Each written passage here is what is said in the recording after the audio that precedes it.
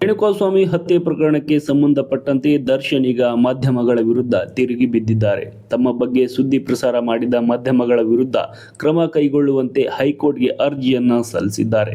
ಈಗ ಮಾಧ್ಯಮಗಳ ವಿರುದ್ಧ ತಿರುಗಿ ಬಿದ್ದಿರುವ ದರ್ಶನ್ ಅಸಲಿ ಆಟವನ್ನ ಶುರು ಮಾಡ್ತಾರ ಅನ್ನೋ ಪ್ರಶ್ನೆ ಈಗ ಮೂಡಿರುವಂತದ್ದು. ಏನಿದು ಸ್ಟೋರಿ ಅನ್ನೋದನ್ನ ನೋಡೋದಾದ್ರೆ ನೋಡಿ, ರೇಣುಕಾಸ್ವಾಮಿ ಕೊಲೆ ಪ್ರಕರಣದ ವಿವರಗಳನ್ನ ಪ್ರಸಾರ ಮಾಡದಂತೆ ನ್ಯಾಯಾಲಯದ ನಿರ್ಬಂಧ ಆದೇಶವನ್ನ ಉಲ್ಲಂಘಿಸುತ್ತಿರುವ ಮಾಧ್ಯಮಗಳ ವಿರುದ್ಧ ಕ್ರಮ ಕೈಗೊಳ್ಳುವಂತೆ ಕೇಂದ್ರ ಸರ್ಕಾರಕ್ಕೆ ನಿರ್ದೇಶನ ನೀಡಬೇಕು ಎಂದು ಪ್ರಕರಣದ ಆರೋಪಿ ನಟ ದರ್ಶನ್ ಹೈಕೋರ್ಟ್ಗೆ ಅರ್ಜಿಯನ್ನ ಸಲ್ಲಿಸಿದ್ದಾರೆ.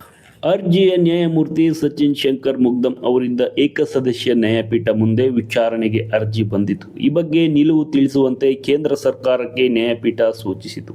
ಅದಕ್ಕೆ ಕೇಂದ್ರ ಸರ್ಕಾರದ ಪರ ಹೆಚ್ಚುವರಿ ಸಾಲಿಸಿಟರ್ ಜನರಲ್ ಅರವಿಂದ್ ಕಾಮತ್ ಪ್ರತಿಕ್ರಿಯಿಸಿ, ಅರ್ಜಿಯಲ್ಲಿ ಕೋರಲಾದ ಮನವಿ ಕುರಿತು ಯಾವ ಕ್ರಮ ಕೈಗೊಳ್ಳಲಾಗುವುದು ಎಂಬ ಬಗ್ಗೆ ಸೋಮವಾರದ ಒಳಗೆ ತಿಳಿಸಲಾಗುವುದು ಎಂದರು. ಇದನ್ನು ಪರಿಗಣಿಸಿದ ನ್ಯಾಯಪೀಠ ವಿಚಾರಣೆಯನ್ನ ಏಪ್ರಿಲ್ 6ಕ್ಕೆ ಮುಂದೂಡಿತು.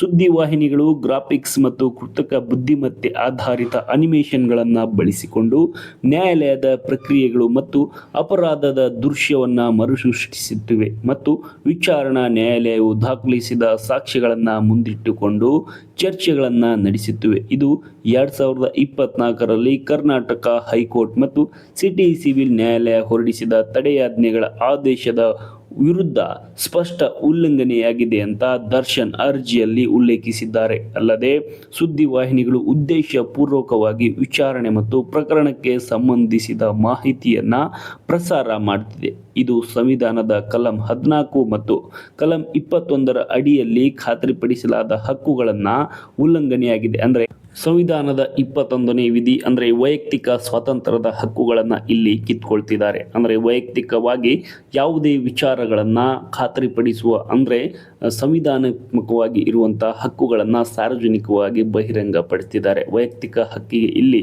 ಧಕ್ಕೆ ತರ್ತಿದ್ದಾರೆ ಮಾಧ್ಯಮಗಳು ಅಂತ ದರ್ಶನ್ ಈಗ ಮಾಧ್ಯಮಗಳ ವಿರುದ್ಧ ಮತ್ತೆ ತಿರುಗಿ ಬಿದ್ದಿರುವಂಥದ್ದು. ಈ ಪ್ರಕರಣ ಈಗ ಸಾಕಷ್ಟು ಹಲ್ಚಲನ ಮೂಡಿಸಿರುವಂಥದ್ದು. ಎಲ್ಲಿಗೆ ಬಂದು ನಿಲ್ಲುತ್ತೆ ಮತ್ತೆ ಕೆಲವೊಂದಿಷ್ಟು ಕನ್ನಡ ಸುದ್ದಿವಾಹಿನಿಗಳು ಯಾವ ಮಟ್ಟಕ್ಕೆ ದರ್ಶನ್ ಬಗ್ಗೆ ಒಂದು ಸುದ್ದಿಯನ್ನ ಪ್ರಸಾರ ಮಾಡ್ತು ರೇಣುಕಾಸ್ವಾಮಿ ಕೊಲೆ ಪ್ರಕರಣದಲ್ಲಿ ಅಂತ ಎಲ್ರಿಗೆ ಗೊತ್ತಿರುವಂತಹ ವಿಚಾರ.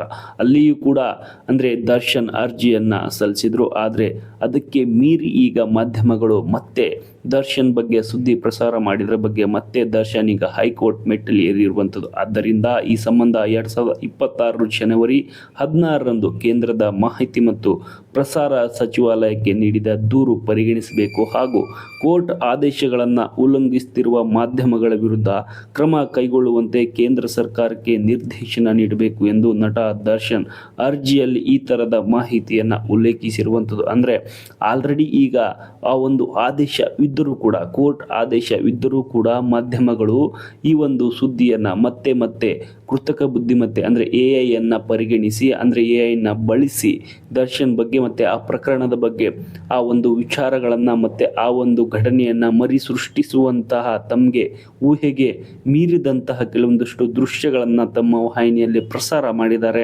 ಅವರ ವಿರುದ್ಧ ಕ್ರಮ ಕೈಗೊಳ್ಳಬೇಕಂತ ಈಗ ಹೈಕೋರ್ಟ್ ಮೆಟ್ಟಲನ್ನು ದರ್ಶನ್ ಏರಿರುವಂಥದ್ದು. ಈಗ ಏಪ್ರಿಲ್ 6ಕ್ಕೆ ಅರ್ಜಿಯನ್ನು ನ್ಯಾಯಾಲಯ ಮುಂದಿಡಿರುವಂಥದ್ದು. ಏಪ್ರಿಲ್ 6ಕ್ಕೆ ಯಾವ ಕ್ರಮವನ್ನು ನ್ಯಾಯಾಲಯ ಕೈಗೊಳ್ಳುತ್ತೆ ಮಾಧ್ಯಮ ವಿರುದ್ಧ ಅನ್ನೋದನ್ನು ಕೂಡ ಇಲ್ಲಿ ಕಾದು ನೋಡಬೇಕಾಗಿರುವಂಥದ್ದು. ಈ ಮಾಹಿತಿ ಇಷ್ಟವಾಗಿದ್ದರೆ ನಮ್ಮನ್ನು ಸಬ್ಸ್ಕ್ರೈಬ್ ಮಾಡಿ, ಫಾಲೋ ಮಾಡಿ, ಶೇರ್ ಮಾಡಿ, ಸಪೋರ್ಟ್ ಮಾಡಿ. Thank you.